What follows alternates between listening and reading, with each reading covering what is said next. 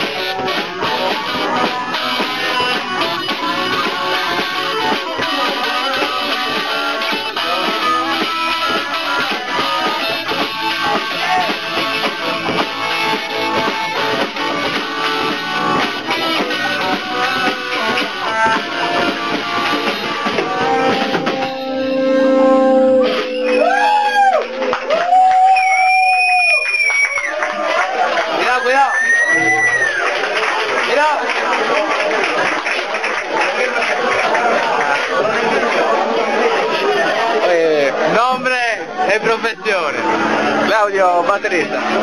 Nome e professione. Gigan Cazzone. Los Strokes no tocaron mucho, pero uno de los suyos estuvo allí. Fue el único que se murió Nome de e crisis. professione. ¿Cómo? No lo sé, me estoy muerto, güey. A ver, queda una guitarra libre. Toño anda por ahí, por ejemplo. Toño. Acuda a Casa Central, por favor.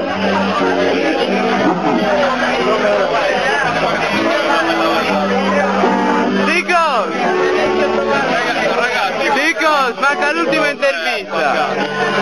Toño, esta guitarra pesa mucho. Nombre e professione. Mucho tiempo más. Manuel.